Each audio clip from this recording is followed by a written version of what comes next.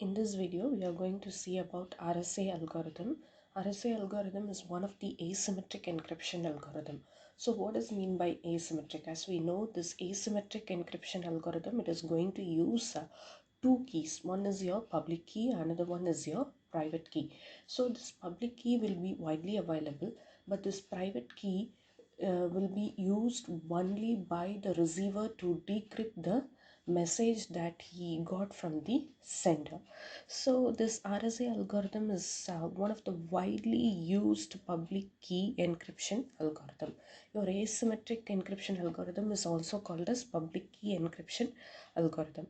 So this algorithm has been published by Rivest, Shamir and Adelman of MIT in 1978. So the name is RSA. So the name is called as RSA algorithm because three of them, they have joined together and they have published this particular algorithm.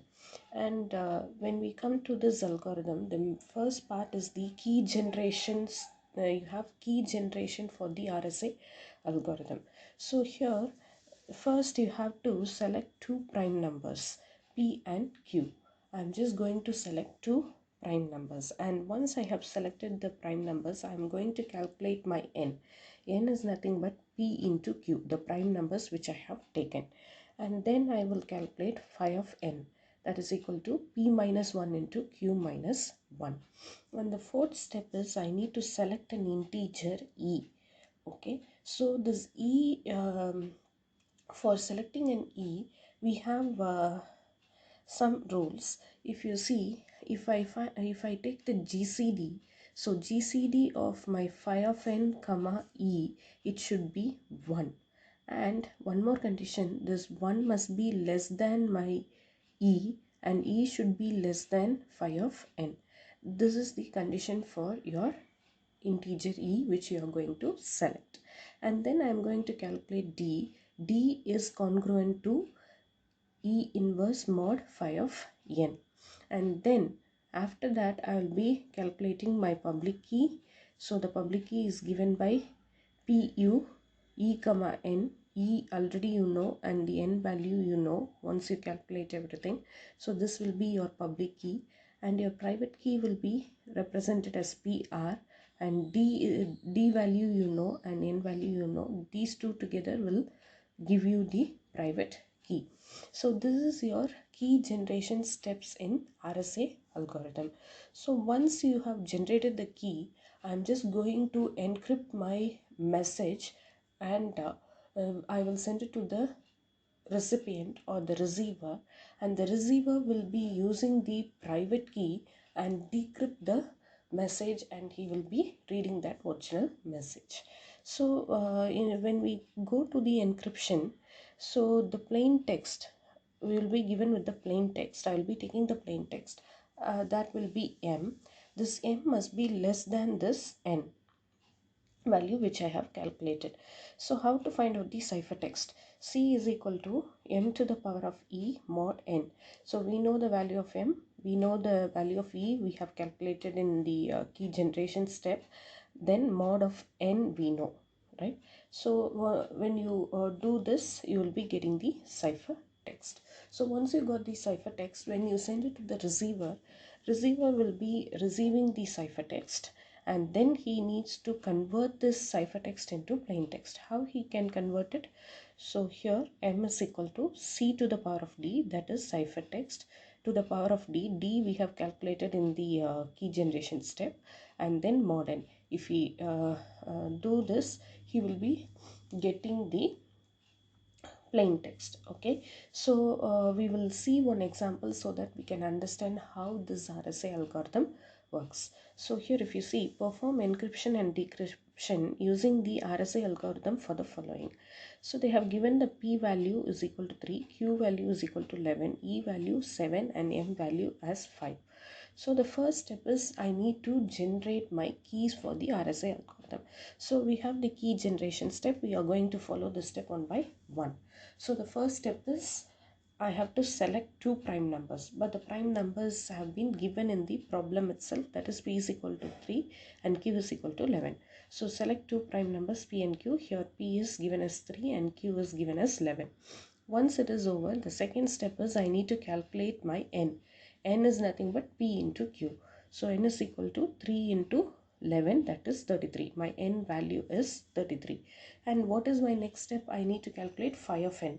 Phi of N is nothing but P minus 1 into Q minus 1. You know the value of P. P is 3. 3 minus 1 is 2 and 11 minus 1 is 10. So 2 into 10, it will be 20. So your phi of N value is 20. Okay, once the third step is over, the fourth step is to select an integer E. But the E value is already given in the question. So here the E value is 7. I am just checking with the condition whether GCD of phi of n comma E is 1. So I know the phi of n value, that is 20, and I know my E value 7. When you take the GCD of 20 comma 7, it is 1. Okay, first condition satisfied, and my next condition is I need to check whether 1 is less than E, that is less than phi of n.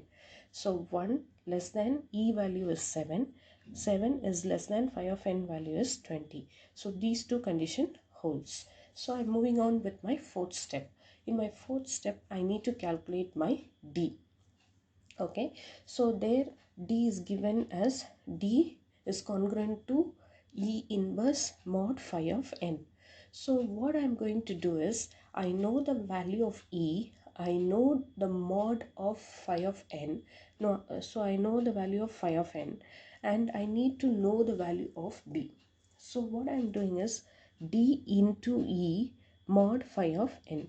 So 7, E value is 7, mod phi of n value is 20, that is equal to 1. So I need to find out which number I multiply here, then I will take the mod of 20 will give me 1.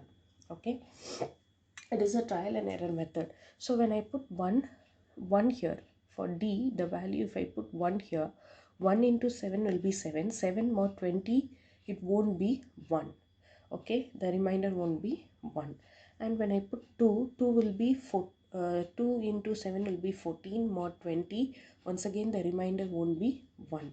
And when I put 3, so 3 into 7 will be 21, 21 mod 20, when I take the remainder will be 1. So the D value will be 3. Okay, so the D value will be 3. When I put 3, I am getting the reminder as 1. So I'm taking my D value as 3. Okay, so once this is done, the fifth step is done, I'm moving on with my sixth step, that is public key step. Okay, so public key is given as PU. So now PU is equal to E comma N. That's what we have seen, right? So you know the E value is 7, and your N value we have calculated, that is 33.